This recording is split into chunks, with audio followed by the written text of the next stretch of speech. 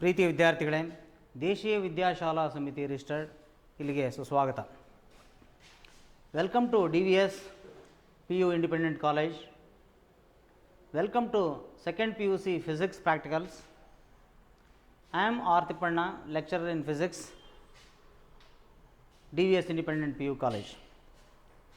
Today we are discussing about in this session focal length of concave mirror. Concave ಮಿರರ್ನ ಎಕ್ಸ್ಪರಿಮೆಂಟನ್ನು ಈಗ demonstration ಮಾಡಿ ಈ ವಿಡಿಯೋದಲ್ಲಿ ನಿಮಗೆ ತೋರಿಸ್ತೀನಿ. ಈ ಎಕ್ಸ್ಪರಿಮೆಂಟನ್ನು ಏಮ್ ಏನು ಹೇಳುತ್ತೆ ಅಂದರೆ, determination of the focal length of concave mirror by UV method. UV ಮೆಥಡನ್ನು ಅಡಾಪ್ಟ್ ಮಾಡಿ ನಾವು ಅದರ ಫೋಕಲ್ ಲೆಂತ್, ಯಾವುದೇ ಒಂದು ಕಾನ್ಕೇವ್ ಮಿರರ್ನ ಫೋಕಲ್ ಲೆಂತ್ ಹೇಗೆ ಫೈಂಡ್ ಔಟ್ ಮಾಡೋದು ಅಂತ ತೋರಿಸ್ತಾ ಇದ್ದೀವಿ. ಈ ಎಕ್ಸ್ಪರಿಮೆಂಟನ್ನು ಕಂಡಕ್ಟ್ ಮಾಡಲಿಕ್ಕೆ ನಮಗೆ ಈ ಕೆಳಗಿನ ಆಪರೇಟರ್ಸ್ಗಳು ಬೇಕಾಗಿದೆ. ಸೊ ಆಪ್ಟಿಕಲ್ ಬೆಂಚ್ ಅಂತ ಒಂದಿದೆ, 2 sharp edged pins, concave mirror of focal length less than 20 centimetre ಅಂತ. ಸಪೋಸ್ ಮೋರ್ ದ್ಯಾನ್ 20 ಸೆಂಟಿಮೀಟರ್ ಇದ್ದರೆ ಇಮೇಜ್ ಫಾರ್ಮೇಷನ್ನು ಆಪ್ಟಿಕಲ್ ಬೆಂಚ್ ಮೇಲೆ ತೋರಿಸಲಿಕ್ಕೆ ಕಷ್ಟ ಆಗುತ್ತೆ. ಹಾಗಾಗಿ ಲೆಸ್ ದ್ಯಾನ್ 20 ಸೆಂಟಿಮೀಟರ್ ಇದ್ದರೆ ಇಮೇಜ್ ಫಾರ್ಮೇಷನ್ ಆಗೋದನ್ನು ತುಂಬ ಕನ್ವೀನಿಯೆಂಟಾಗಿ ಫೋಕಸ್ ಮಾಡಿ ನಾವು ಪ್ಯಾರಲ್ಯಾಕ್ಸನ್ನು ಅವಾಯ್ಡ್ ಮಾಡಿ ತೋರಿಸ್ಲಿಕ್ಕೆ ಬೇಕು. ಹಾಗಾಗಿ ಲೆಸ್ ದ್ಯಾನ್ 20 ಸೆಂಟಿಮೀಟರ್ ಅಂತ ಫೋಕಲ್ ಲೆಂತಿನ ಕಾನ್ಕೇವ್ ಮಿರರ್ನ ಇಲ್ಲಿ ಬಳಸ್ತಾ ಇದ್ದೀವಿ. ಜೊತೆಗೆ 3 uprights with clamps and metre scale. ಈ ಆಪ್ಟಿಕಲ್ ಬೆಂಚ್ ಮೇಲೆ 3 ಅಪ್ರೈಟ್ಸ್ ಇರುತ್ತೆ, ತೋರಿಸ್ತೀನಿ ನಿಮ್ಗೆ ಆಮೇಲೆ. ಆ 3 ಅಪ್ರೈಟ್ಸ್ ಅಂದರೆ ಪಿನ್ಸ್ಗಳ ಆ ಥರ 3 ಪಿನ್ಗಳಿರುತ್ತೆ. ಆ ಪಿನ್ಗಳಿರುವಂತಹ ಅಪ್ರೈಟ್ಸನ್ನು ನಾವು ಆಪ್ಟಿಕಲ್ ಬೆಂಚ್ ಮೇಲೆ ಮೌಂಟ್ ಮಾಡಿದ್ದೀವಿ, ಅದನ್ನು ನಿಮಗೆ ತೋರಿಸ್ತೀನಿ. ಈ ಎಕ್ಸ್ಪರಿಮೆಂಟಿಗೆ ಸಂಬಂಧಪಟ್ಟಂಗೆ ಪ್ರಿನ್ಸಿಪಲ್ ಏನಿದೆ ಅಂತ ನೋಡಿದ್ರೆ, so there are 2 principals. The first principal is focal length is the distance between the pole and the principal focus of the mirror. ಇದು ತುಂಬ ಸಿಂಪಲ್ ಆಗಿರುವಂತಹ ಪ್ರಿನ್ಸಿಪಲ್, ನಿಮಗೆ ಗೊತ್ತಿದೆ. ಯಾವುದೇ ಮಿರರ್ಗೆ ಅದರ ಫೋಕಲ್ ಲೆಂತ್ ಕ್ಯಾಲ್ಕುಲೇಟ್ ಮಾಡಬೇಕು ನಾವು ಅಂದರೆ, distance between the pole and principal focus of the mirror measure ಮಾಡಿದರೆ ಫೋಕಲ್ ಲೆಂತ್ ಸಿಗುತ್ತೆ. ದೆನ್ ಸೆಕೆಂಡ್ ಪಾಯಿಂಟಲ್ಲಿ ಪ್ರಿನ್ಸಿಪಲ್ನಲ್ಲಿ ಏನಿದೆ ಅಂದರೆ, the object distance must be greater than the focal length of concave mirror to get a real and inverted image. So ಈ ಮಿರರನ್ನು ನಾವು concave ಮಿರರನ್ನು ಬಳಸ್ತಕ್ಕಂತಹ ಈ ಎಕ್ಸ್ಪರಿಮೆಂಟಲ್ಲಿ ಅದರ ಫೋಕಲ್ ಲೆಂತ್ ಡಿಟರ್ಮೈನ್ ಮಾಡೋದಾದರೆ, object distance must be greater than focal length. Focal ಲೆಂತ್ಗಿಂತ ಜಾಸ್ತಿ ದೂರದಲ್ಲಿ ಇಟ್ಟಿರಬೇಕು. ಆವಾಗ ಮಾತ್ರ ನಮಗೆ ರಿಯಲ್ ಆ್ಯಂಡ್ ಇನ್ವರ್ಟೆಡ್ ಇಮೇಜ್ ಬರುತ್ತೆ. ಈಗ ರಿಯಲ್ ಇಮೇಜ್ ಅಂತ ಹೇಳಿದರೆ, ಸ್ಕ್ರೀನ್ ಮೇಲೆ ಯಾವುದು ಫೋಕಸ್ ಆಗುತ್ತೆ ಅದನ್ನು ರಿಯಲ್ ಇಮೇಜ್ ಅಂತ ಕರಿತೀವಿ. ಸ್ಕ್ರೀನ್ ಮೇಲೆ ಫೋಕಸ್ ಆಗದಲ್ಲೇ ಇರೋದು ವರ್ಚುವಲ್ ಇಮೇಜ್ ಆಗಿಬಿಡುತ್ತೆ. ಹಾಗಾಗಿ ರಿಯಲ್ ಇಮೇಜ್ ಅಂದರೆ ಮೀನಿಂಗ್ ಅದು. ಆ್ಯಂಡ್ ಇನ್ವರ್ಟೆಡ್ ಅಂದರೆ ಇಮೇಜು, ಈ ಸ್ಕ್ರೀನ್ ಮೇಲೆ ಕಾಣ್ತಕ್ಕಂಥ ಇಮೇಜು ಇನ್ವರ್ಟೆಡ್ ಆಗಿರುತ್ತೆ. Because we are placed the given mirror what is it greater than focal length. ಆ ಫೋಕಲ್ ಲೆಂತ್ಗಿಂತ ಅದರ ವ್ಯಾಲ್ಯೂನ ಫೋಕಲ್ ಲೆಂತ್ ಎಷ್ಟಿದೆಯೋ ಅದಕ್ಕಿಂತ ಜಾಸ್ತಿ ದೂರದಲ್ಲಿಟ್ಟಾಗ real and inverted image form ಆಗುತ್ತೆ. ಮತ್ತು ಅದು ಸ್ಕ್ರೀನ್ ಮೇಲೆ ಸರಿಯಾಗಿ ಬರೋದರಿಂದ ಅದನ್ನು ರಿಯಲ್ ಇಮೇಜ್ ಅಂತ ನಾವು ಕಾಲ್ ಮಾಡ್ತೀವಿ ಅಥವಾ ಕರಿತೀವಿ. ಸೊ ಈ ಎಕ್ಸ್ಪರಿಮೆಂಟನ್ನು ನಾವು ಕಂಡಕ್ಟ್ ಮಾಡಿ, ರೀಡಿಂಗ್ಸನ್ನು ಟ್ಯಾಬ್ಯುಲೇಟ್ ಮಾಡಿ, ಕ್ಯಾಲ್ಕುಲೇಷನ್ ಮಾಡೋ ಹೊತ್ತಿಗೆ we are using this formula. So focal length of concave mirror can be determined by using this equation. F is equal to UV divided by U plus V. It is measured in centimetres. ಸೆಂಟಿಮೀಟ್ರಲ್ಲಿ ನಾವು measure ಮಾಡ್ತೀವಿ.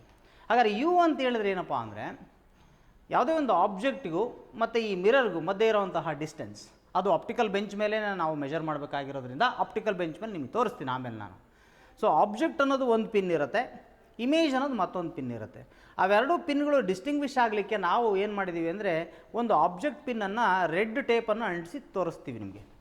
Image focus ಆಗೋದು ಯಾವ ಪೊಸಿಷನ್ಗೆ ಅನ್ನೋದನ್ನು ಕರೆಕ್ಟಾಗಿ ತೋರಿಸಲಿಕ್ಕೆ, distinguish ಮಾಡಲಿಕ್ಕೆ ಒಂದು black ಟೇಪನ್ನು ಇನ್ನೊಂದು ಪಿನ್ನಿಗೆ ನಾವು ಅಂಟಿಸಿದ್ದೀವಿ. ಸೊ ಆವಾಗ ಏನಾಗುತ್ತೆ, we can exactly identify object distance and its corresponding image. Clarity ಕಾಣಬೇಕು ಅನ್ನೋ ದೃಷ್ಟಿಯಿಂದ ಆ ರೀತಿ ನಾವು ಅದನ್ನ ಮಾಡ್ತೀವಿ. Therefore U is the object distance from the mirror. ಮಿರರ್ನಿಂದ ಈ ಆಬ್ಜೆಕ್ಟ್ವರೆಗೆ ಇರೋವಂಥ distance object distance. Whereas V ಅಂದರೆ distance between the image from the mirror. ಅದೇ ಮಿರರ್ನಿಂದ ಇಮೇಜ್ ಪಿನ್, ಇನ್ನೊಂದು ಪಿನ್ ಇದೆ ಅಂತ ಹೇಳಿದೆ ನಾನು, ಆ ಪಿನ್ವರೆಗೆ ಇರುವಂತಹ ಡಿಸ್ಟೆನ್ಸನ್ನು ಮೆಜರ್ ಮಾಡಲಿಕ್ಕೆ V ಅಂತ ಕರಿತಾ ಇದ್ವಿ. That is image distance. So ನೋಡಿ ಸ್ಟೂಡೆಂಟ್ಸ್, ಈ ನಾನೇನು ಹೇಳಿದ್ನಲ್ಲ ಇಷ್ಟು ತನಕ, ಅದನ್ನು ಈ ಡಯಾಗ್ರಾಮ್ನಲ್ಲಿ ನಾವು ಕನ್ವೀನಿಯೆಂಟಾಗಿ observe ಮಾಡ್ಬೋದಾಗಿದೆ. P1, P2, I, M ಅಂತ ಇಲ್ಲಿ ಸೈಡಿಗೆ ಕಾಣಿಸ್ತಾ ಇದೆ. P1 ಅಂದರೆ ಆಬ್ಜೆಕ್ಟ್ ಪಿನ್ ಅಂತ ಕಾಣಿಸ್ತಾ ಇದೆ. ಸೊ ಇದು ಈ ಡಯಾಗ್ರಾಮ್ನಲ್ಲಿ ಆಪ್ಟಿಕಲ್ ಬೆಂಚ್ ಮೇಲೆ ಈ P1 ಪಿನ್ನನ್ನು ನಾನು ಮೌಂಟ್ ಮಾಡ್ತೀನಿ, ಆಮೇಲೆ ತೋರಿಸ್ತೀನಿ ಅದನ್ನು. ಈ P1 ಪಿನ್ ಅನ್ನೋದು ಆಬ್ಜೆಕ್ಟ್ ಆಗಿರೋದ್ರಿಂದ ನಾನು ನನ್ನ ಕನ್ವೀನಿಯೆಂಟಿಗೆ ತೋರಿಸ್ಲಿಕ್ಕೆ ರೆಡ್ ಮಾರ್ಕ್ ಇರೋ ಟೇಪನ್ನು ಅಂಟಿಸಿದ್ದೀನಿ ಅದಕ್ಕೆ. So this is object. So P1 is an object which is placed beyond ಎಫ್ಗಿಂತ ಸ್ವಲ್ಪ ಜಾಸ್ತಿ ದೂರದಲ್ಲಿ ಆ ಪಿನ್ನನ್ನು ಇಡ್ತಾ ಇದ್ದೀನಿ, ಆಬ್ಜೆಕ್ಟ್ ಪಿನ್ನನ್ನು. ಮತ್ತು ಸೆಂಟರ್ ಆಫ್ ಕರ್ವೇಚರ್ಗೆ ಮಧ್ಯೆ ಇರಬೇಕು, ತುಂಬ ದೂರ ಇಡೋಂಗಿಲ್ಲ. ಮೋರ್ ದ್ಯಾನ್ ಎಫ್ಗಿಂತ ಜಾಸ್ತಿ ಇರಬೇಕು, ಮೋರ್ ದ್ಯಾನ್ ಎಫ್ ಇರಬೇಕು. ಬಟ್ ಸೆಂಟರ್ ಆಫ್ ಕರ್ವೇಚರ್ನ ಮಧ್ಯದಲ್ಲಿ, ಅವೆರಡರ ಮಧ್ಯದಲ್ಲಿ ನಾನು ಆಬ್ಜೆಕ್ಟ್ ಪಿನ್ನನ್ನು ಇಟ್ಟಿದ್ದೀನಿ. ಇಟ್ಟಾಗ ಏನಾಗುತ್ತೆ, ಲೈಟ್ಸ್ ಬರುತ್ತೆ. ಈ ಆಬ್ಜೆಕ್ಟ್ ಪಿನ್ನಿಂದ ಬರುವಂತಹ ಲೈಟ್ ನೋಡಿ, ಇಲ್ಲಿ ಡೈರೆಕ್ಷನ್ ಕೂಡ ಇದೆ, ಲೈಟ್ ಬಂದಿದ್ದು ಇದು ಹಿಂಗೆ ಆರೋ ಮಾರ್ಕ್ ಇದೆ ಇಲ್ಲಿ. One of the light ray it is parallel to the principal axis. ಇಲ್ಲಿ ತೋರಿಸ್ತಾ ಇದೀವಲ್ಲ, this is the principal axis. ಈ ಪ್ರಿನ್ಸಿಪಲ್ ಆಕ್ಸಿಸ್ ಡಾಟೆಡ್ ಲೈನ್ನಲ್ಲಿದೆ. ಈ ಡಾಟೆಡ್ ಲೈನ್ನಲ್ಲಿರುವಂತಹ ಈ ಪ್ರಿನ್ಸಿಪಲ್ ಆಕ್ಸಿಸ್ಗೆ ಪ್ಯಾರಲಲ್ ಆಗಿ one of the light ray pass ಆಗುತ್ತೆ. ಆ ಲೈಟ್ ರೇ ಬಂದಿದ್ದು ಈ ಮಿರರ್ ಮೇಲೆ ಬೀಳುತ್ತೆ. ದಿಸ್ ಇಸ್ ದಿ ಮಿರರ್, ಈ ಮಿರರ್ ಮೇಲೆ ಬೀಳ್ತಾ ಇದೆ. ಸೊ ಹಾಗಾದ್ರೆ ಮಿರರ್ ಮೇಲೆ ಬಿದ್ದುಬಿಟ್ಟು ರಿಫ್ಲೆಕ್ಟ್ ಆಗುತ್ತೆ, ಹಿಂಗೆ reflect, because it's a mirror which reflects the lights they are incident over it. So ಅದ್ರ ಮೇಲೆ ಬಿದ್ದಿದ್ದು ಲೈಟು ರಿಫ್ಲೆಕ್ಟ್ ಆಗಿ ಹೀಗೆ ಒನ್ ಆಫ್ ದಿ ಲೈಟ್ ರೇ ಹೀಗೆ ಹೋಗುತ್ತೆ. ಸೊ ಇಲ್ಲಿ ಎಲ್ಲೋ ಒಂದು ಕಡೆಗೆ ಈ ಆಬ್ಜೆಕ್ಟ್ ಪಿನ್ನಿನ ಇಮೇಜ್ ಫಾರ್ಮ್ ಆಗುವಂತಹ ಪೊಸಿಷನ್ನಲ್ಲಿ ಹೋಗಿ ರೀಚ್ ಆಗುತ್ತೆ. ಒಂದು ಲೈಟ್ ಬಗ್ಗೆ, ಒಂದು ಲೈಟ್ ಪಾತ್ನ ಬಗ್ಗೆ ನಾನು ಇಷ್ಟೋ ತನಕ ನಿಮಗೆ ಹೇಳಿದೆ. ಇಲ್ಲಿ let us assume one more light is also, there are many lights they are coming from this object. But ಅದರಲ್ಲಿ 1 ಮತ್ತು 2 ಲೈನ್ಗಳನ್ನು ನಾನು ಲೈಟ್ ರೇಸ್ಗಳ ಬಗ್ಗೆ ನಿಮಗೆ ಹೇಳ್ತಾ ಹೋಗ್ತೀನಿ. ಒಂದು parallel to the principal axis light ray ಹೇಗೆ ಪಾಸ್ ಆಗುತ್ತೆ ಅಂತ ಒಂದನ್ನು ನಾನು ಇಷ್ಟು ತನಕ ನಿಮಗೆ ತೋರಿಸ್ತೀನಿ. Observe this, parallel to the principal ಆಕ್ಸಿಸ್ಗೆ ಪ್ಯಾರಲ್ ಆಗಿ one of the light ray ಇಲ್ಲಿ ಇನ್ಸಿಡೆಂಟ್ ಆಯಿತು. ಸೊ ರಿಫ್ಲೆಕ್ಟ್ ಆಗಿ ಈ ಪೊಸಿಷನ್ಗೆ ಹೋಗಿ ರೀಚ್ ಆಗಿದೆ. ಹಾಗಾದರೆ ಇನ್ನೊಂದು ಲೈಟ್ ರೇ ನೋಡಬೇಕೀಗ ನಾವು. ಮತ್ತು another light ray, see this is from the same point of the object. ಅದೇ ಪಾಯಿಂಟಿಂದ ಬಂದಿರುವಂಥ ಮತ್ತೊಂದು light ray that passes through the principal focus. ಈ ಕಾನ್ಕೇವ್ ಮಿರರ್ನ ಪ್ರಿನ್ಸಿಪಲ್ ಫೋಕಸ್ ಅನ್ನೋದು ಇಷ್ಟು ದೂರದಲ್ಲಿದೆ. ಈ ಮಿರರ್ನಿಂದ, ಕಾನ್ಕೇವ್ ಮಿರರ್ನಿಂದ ಇಷ್ಟು ದೂರದಲ್ಲಿ ಪ್ರಿನ್ಸಿಪಲ್ ಫೋಕಸ್ ಇದ್ದರೆ ಆ ಪ್ರಿನ್ಸಿಪಲ್ ಫೋಕಸ್ ಮೂಲಕನೇ ಹೋಗಬೇಕು ಒನ್ ಆಫ್ ದಿ ಲೈಟ್ ರೇ. ಸೊ ಅದು ಪಾಸಾಗಿ ಇಲ್ಲಿಗೆ ಮಿರರ್ಗೆ ತಲುಪುತ್ತೆ. ಮಿರರ್ಗೆ ತಲುಪಿ ರಿಫ್ಲೆಕ್ಟ್ ಆಗುತ್ತಲ್ಲ, ಆ ಲೈಟ್ ರೇ ಕೂಡ ಪ್ರಿನ್ಸಿಪಲ್ ಆಕ್ಸಿಸ್ಗೆ ಪ್ಯಾರಲಾಗೆ ಹೋಗಬೇಕಾಗತ್ತೆ. ಸೊ ಹಾಗಾದರೆ ಆಬ್ಜೆಕ್ಟಿಂದ ಬರುವಂತಹ ಲೈಟ್ ರೇನು ಕೂಡ ಮಿರರ್ನವರೆಗೆ ಬರುವಂಥ ಲೈಟ್ ರೇನು ಕೂಡ ಮಿರರ್ಗೆ ಪ್ಯಾರಲ್ ಆಗಿರಬೇಕು. ಮತ್ತು ಮಿರರ್ನಿಂದ ರಿಫ್ಲೆಕ್ಟ್ ಆಗಿ ಮತ್ತೊಂದು ರೇ ಹೋಗುತ್ತಲ್ಲ, ಆ ಲೈಟ್ ರೇ ಇಮೇಜ್ನ ಕಡೆಗೆ ಹೋಗ್ತಾ ಇದೆಯಲ್ಲ, ಆ ಲೈಟ್ ರೇ ಕೂಡ ಪ್ರಿನ್ಸಿಪಲ್ ಆಕ್ಸಿಸ್ಗೆ ಪ್ಯಾರಲ್ ಆಗಿರಬೇಕು. ಅವೆರಡೂ ಲೈಟ್ ರೇಗಳು ಎಲ್ಲಿ ಕೋಯಿನ್ಸೈಡ್ ಆಗುತ್ತೋ that is the position where the image is formed. ಹಾಗಾದರೆ ಇಮೇಜ್ ಇಲ್ಲಿ ಫಾರ್ಮ್ ಆಗ್ತಿದೆ ಅನ್ನೋದನ್ನು ಐಡೆಂಟಿಫೈ ಮಾಡೋದಕ್ಕೆ, ನಮಗೆ ಎಷ್ಟು ದೂರದಲ್ಲಿ ಇಮೇಜ್ ಫಾರ್ಮ್ ಆಗಿದೆ ಅನ್ನೋದನ್ನು ಎಕ್ಸಾಕ್ಟಾಗಿ ನೋಡಲಿಕ್ಕೆ ಮತ್ತೊಂದು ಪಿನ್ನನ್ನು ಇಲ್ಲಿ ನಾನು ಇಟ್ಕೊಂಡಿದ್ದೀನಿ ಅಷ್ಟೇ. ಅದರ್ವೈಸ್ ನನಗೆ ಈ ಡಿಸ್ಟೆನ್ಸನ್ನು ಮೆಜರ್ ಮಾಡಲಿಕ್ಕೆ ಕಷ್ಟ ಆಗುತ್ತೆ. ಸೊ ಹಾಗಾಗಿ ನನಗೆ ಈ ಡಿಸ್ಟೆನ್ಸಸ್ಸನ್ನು ಎಕ್ಸಾಕ್ಟ್ ಮೆಜರ್ ಮಾಡಬೇಕಾಗಿರೋದ್ರಿಂದ, ಯು ಮತ್ತು ವಿಗಳನ್ನು ಎಕ್ಸಾಕ್ಟ್ ಮೆಜರ್ ಮಾಡಬೇಕಾಗಿರೋದ್ರಿಂದ ಈ ಪಿನ್ನಿನ ಸಹಾಯ ಬೇಕಾಗಿದೆ. So P2 is the image pin and P1 is the object pin. Therefore ಇದನ್ನು ಡಿಸ್ಟಿಂಗ್ವಿಷ್ ಮಾಡಲಿಕ್ಕಾಗಿಯೇ ನಾವು ಈ ರೀತಿ ಚಿತ್ರವನ್ನು ತೋರಿಸಿದ್ವಿ. ಮತ್ತು ಪ್ರಾಕ್ಟಿಕಲ್ ಆಗಿ ನಾನು ಈಗ ವೆರಿಫೈ ಮಾಡೋದನ್ನು ನಿಮಗೆ ತೋರಿಸ್ತೀನಿ. ಹಾಗಾದರೆ ಈ ಚಿತ್ರವನ್ನು ನೋಡಿದ್ರೆ ನಿಮಗೆ ಇಷ್ಟೋ ತನಕ ನಾನು ಎಕ್ಸ್ಪ್ಲೈನ್ ಮಾಡಿರುವಂಥದ್ದು ಆಬ್ಜೆಕ್ಟಿಂದ ಮಿರರ್ವರೆಗೆ ಇರೋ distance U, that is called as object distance. Then ಮಿರರ್ನಿಂದ ಅಪ್ ಟು ಇಮೇಜ್ ಫಾರ್ಮ್ ಆಗಿರುವಂಥ ಇಲ್ಲಿವರೆಗೆ ಇರೋ distance V, that is image distance. ಈ ಚಿತ್ರದಲ್ಲಿ ಸ್ಟೂಡೆಂಟ್ಸ್ ನೀವು ಎಕ್ಸಾಮಿನೇಷನಲ್ಲೂ ಕೂಡ, ಪ್ರಾಕ್ಟಿಕಲ್ ಎಕ್ಸಾಮಿನೇಷನಲ್ಲಿ ಕೂಡ ಈ ಚಿತ್ರ ಬರೆಯೋದ್ರ ಜೊತೆಗೆ ಲೈಟ್ ರೇ ಡೈರೆಕ್ಷನ್ ಕರೆಕ್ಟಾಗಿ ಬರಿಬೇಕು. ಆಬ್ಜೆಕ್ಟಿಂದ ಲೈಟ್ ರೇ ಯಾವ ಡೈರೆಕ್ಷನಲ್ಲಿ ಹೋಗ್ತಿದೆ, ಇಮೇಜ್ಗೆ ಯಾವ ಕಡೆ ಡೈರೆಕ್ಷನಲ್ಲಿ ಹೋಗ್ತಿದೆ, ಇದನ್ನು ತಪ್ಪು ಬರೆದ್ರೆ ರೇ ಡಯಾಗ್ರಾಮ್ ಆಗಿರೋದ್ರಿಂದ ಆಪ್ಟಿಕ್ಸಲ್ಲಿ ರೇ ಡಯಾಗ್ರಾಮ್ಗೆ ಆ್ಯರೋ ಮಾರ್ಕನ್ನು ಕರೆಕ್ಟಾಗಿ ಮೆನ್ಷನ್ ಮಾಡದೆ ಹೋದರೆ ಫಿಗರಿಗೆ ಮಾರ್ಕ್ಸ್ ಹೋಗ್ಬಿಡುತ್ತೆ. ಅದಕ್ಕೋಸ್ಕರ ಲೈಟು ಎಲ್ಲಿಂದ ಬರ್ತಾ ಇದೆ ಮತ್ತು ಎಲ್ಲಿಗೆ ಹೋಗಿ ರೀಚ್ ಆಗ್ತಾ ಇದೆ ಅನ್ನೋದು ನಿಮಗೆ ಕ್ಲಾರಿಟಿ ಇರಲೇಬೇಕು. ಕರೆಕ್ಟಾಗೇ ಬರೀಬೇಕು. ಚಿತ್ರವನ್ನು as it is in the slide ಏನಿದೆ ಅದನ್ನು ನೀವು ಬರೆದ್ರೆ ಮಾತ್ರ ನಿಮಗೆ ಮಾರ್ಕ್ಸ್ ಸಿಗುತ್ತೆ. So this is the experiment that we conduct in this experiment. Okay, next ಅಬ್ಸರ್ವೇಷನ್ಸಿಗೆ ಬರಬೇಕೀಗ. ಅಬ್ಸರ್ವೇಷನ್ಗೆ ಹೋದರೆ ಟ್ಯಾಬ್ಲಾರ್ ಕಾಲಮ್ ಅಂತಿದೆ. ನಾನು ಇಷ್ಟೋ ತನಕ ನಿಮಗೆ ಹೇಳಿರೋ ಪ್ರಕಾರ ಟ್ಯಾಬ್ಲಾರ್ ಕಾಲಮ್ನಲ್ಲಿ ನಾನು ರೀಡಿಂಗ್ಸನ್ನು ತೊಗೋಬೇಕೀಗ. ಟ್ಯಾಬ್ಲಾರ್ ಕಾಲಮ್ನಲ್ಲಿ ಟ್ರಯಲ್ ನಂಬರ್ 3 ಟ್ರಯಲನ್ನು ನಾನು ಎಕ್ಸ್ಪೆರಿಮೆಂಟ್ ಮಾಡಿ ಕಂಡಕ್ಟ್ ಮಾಡ್ತೀನಿ ಈಗ. ಸೊ ಅದರಲ್ಲಿ ನಾನು ನಿಮ್ಗೆ ಈಗಾಗಲೇ ಚಿತ್ರದಲ್ಲಿ ತೋರಿಸಿದ್ದೀನಿ. ಆಬ್ಜೆಕ್ಟ್ ಡಿಸ್ಟೆನ್ಸ್ ಯು ಇನ್ ಸೆಂಟಿಮೀಟರ್ನಲ್ಲಿ ಬರಿಬೇಕು. ಎಷ್ಟು ಬರುತ್ತೋ ಅದನ್ನು ರೆಕಾರ್ಡ್ ಮಾಡ್ತಾ ಹೋಗಬೇಕು.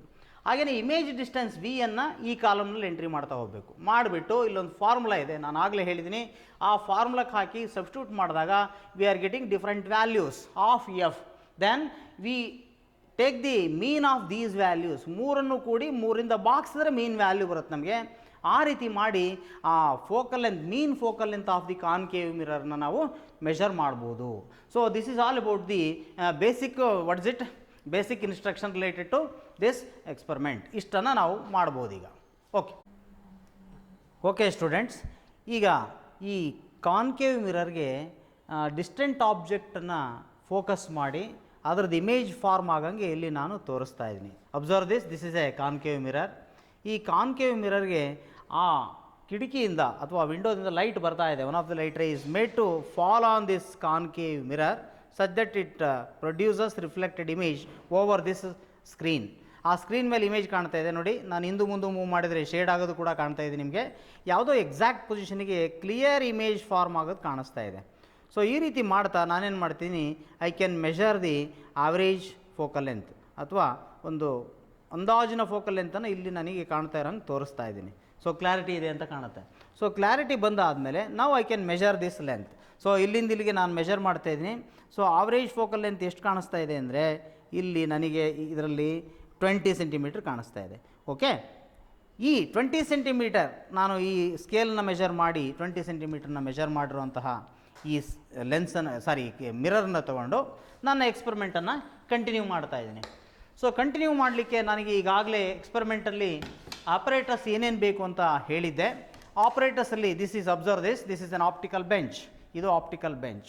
ಸೊ ಆ ಕಾನ್ಕೇವ್ ಮಿರರ್ ಇತ್ತಲ್ಲ, ಅದೇ ವ್ಯಾಲ್ಯೂನ concave mirror less than 20 centimetre ಇರೋಂಥದ್ದು, ಆಲ್ಮೋಸ್ಟ್ 20 ಅಥವಾ ಲೆಸ್ ದ್ಯಾನ್ 20 ಸೆಂಟಿಮೀಟರ್ ಇರಬೇಕು. ಆ ರೀತಿ ಇರೋವಂತಹ ಒಂದು ಕಾನ್ಕೇವ್ ಮಿರರ್ನ ನಾನು ಇಲ್ಲಿ ಮೌಂಟ್ ಮಾಡಿದ್ದೀನಿ. One of the upright pin ಮೇಲೆ ಮೌಂಟ್ ಮಾಡಿದ್ದೀನಿ. ಈ ಮಿರರ್ಗೆ ಎದುರುಗಡೆಗೆ ಇಲ್ಲಿ ಇದು ರೆಡ್ ಮಾರ್ಕ್ ಇರ್ತಕ್ಕಂಥ ಪಿನ್ ಇದೆಯಲ್ಲ, this is an object pin. ಆ ಆಬ್ಜೆಕ್ಟ್ ಪಿನ್ನು ಎದುರುಗಡೆ ಇಟ್ಟಿದ್ದೀನಿ ನಾನು. ಆ ನಂತರ ಅದರಿಂದ ಬರುವಂತಹ ಇಮೇಜ್ ಫೋಕಸ್ ಆಗೋದನ್ನು ನೋಡಲಿಕ್ಕೆ ಈ ಬ್ಲ್ಯಾಕ್ ಟೇಪ್ ಅಂಟಿಸಿರುವಂತಹ ಇನ್ನೊಂದು ಪಿನ್ನು ಈ ಕಡೆ ಇರೋ ಹಾಗೆ ನಾನು ಮೌಂಟ್ ಮಾಡಿದ್ದೀನಿ. ಮೌಂಟ್ ಮಾಡಾದಮೇಲೆ ಈಗ ರೀಡಿಂಗ್ ತೊಗೋಬೇಕಾಗಿದೆ ನಾನು. ಫಸ್ಟ್ ಆಫ್ ಆಲ್ ರೀಡಿಂಗ್ ತೊಗೊಳ್ಲಿಕ್ಕೆ ನಾನು ಏನು ಮಾಡ್ತೀನಿ ಅಂದರೆ, ಈ ಕಾನ್ಕೇವ್ ಮಿರರ್ನಿಂದ ನಾನು ಈ ಆಬ್ಜೆಕ್ಟನ್ನು ಇಲ್ಲಿ ಇಟ್ಟಿದ್ದೀನಿ. ಯಾವುದು ಅಂದರೆ ಒಂದು 30 ಸೆಂಟಿಮೀಟರ್ ಲೆಂತಿಗೆ ನಾನು ಒಂದು ಟ್ರಯಲ್ನ ಸ್ಟಾರ್ಟ್ ಮಾಡ್ತಿದ್ದೀನಿ. ಫಸ್ಟ್ ಟ್ರಯಲ್ನಲ್ಲಿ I can take the readings for these values. ನೋಡಿ, ಆಬ್ಜೆಕ್ಟ್ ಡಿಸ್ಟೆನ್ಸ್ ಕಾಲಮ್ನಲ್ಲಿ 30, 32, 34 ಹೀಗೆ ಡಿಫ್ರೆಂಟ್ ಆಬ್ಜೆಕ್ಟ್ ಡಿಸ್ಟೆನ್ಸಸ್ಗೆ ನಾನು ರೀಡಿಂಗನ್ನು ತಗೊಳ್ಳೋಕೆ ಹೊರಟಿದ್ದೀನಿ. ಈ ರೀತಿ ವ್ಯಾಲ್ಯೂವನ್ನು ನಾನು 30 ಸೆಂಟಿಮೀಟರ್ನ ಇಟ್ಬಿಟ್ಟು ಈಗ ನಾನು ಈ ಕಡೆಯಿಂದ ಅಡ್ಜಸ್ಟ್ ಮಾಡಿ ನೋಡ್ತಾ ಇದ್ದೀನಿ. ಸೊ ಅಡ್ಜಸ್ಟ್ ಮಾಡಿ ನೋಡ್ತಾ ಇದ್ದೀನಿ.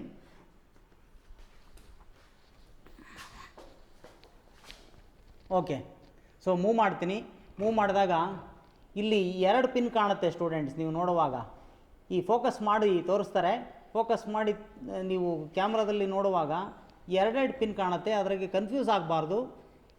ಆಬ್ಜೆಕ್ಟಿನ ಪಿನ್ನು ರೆಡ್ ಇರೋವಂತಹ ಪಿನ್ನು ಇನ್ವರ್ಟೆಡ್ ಇರುತ್ತೆ ಮತ್ತು ಲೈಟಾಗಿ ಎನ್ಲಾರ್ಜ್ಡ್ ಇರುತ್ತೆ. ಆ ಎನ್ಲಾರ್ಜ್ಡ್ ಇರತಕ್ಕಂತಹ ಪಿನ್ನಿಗೆ ಈ ಬ್ಲ್ಯಾಕ್ ಪಿನ್ ಇದೆಯಲ್ಲ, ಅದು ಕೋಯಿನ್ಸೈಡ್ ಆಗೋ ಪೊಸಿಷನ್ನ ನಾನು ಇಡ್ತಾ ಇದ್ದೀನಿ.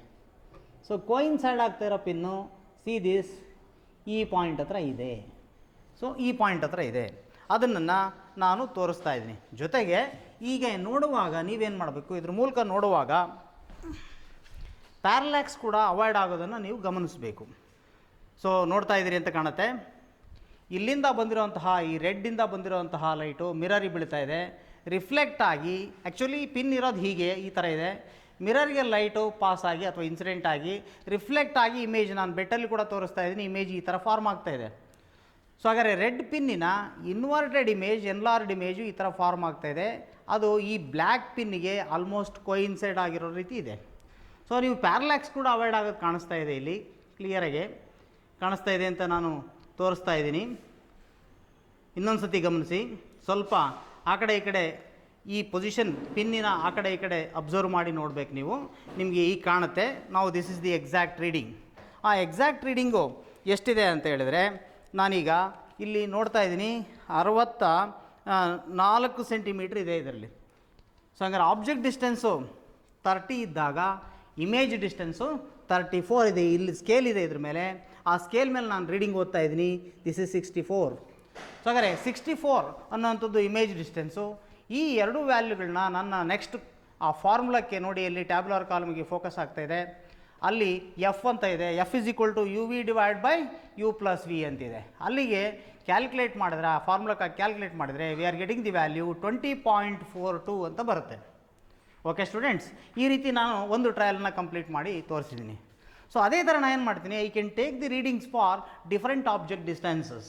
ಸೊ ಹಾಗಾದರೆ ಒನ್ಸ್ ಅಗೇನ್ ನಾನೀಗ ಈ ಎರಡನೇ ಟ್ರಯಲ್ನಲ್ಲಿ 32 ಸೆಂಟಿಮೀಟ್ರಿಗೆ ನಾನು ಮತ್ತೆ ಇದನ್ನು ಅಡ್ಜಸ್ಟ್ ಮಾಡ್ತೀನಿ.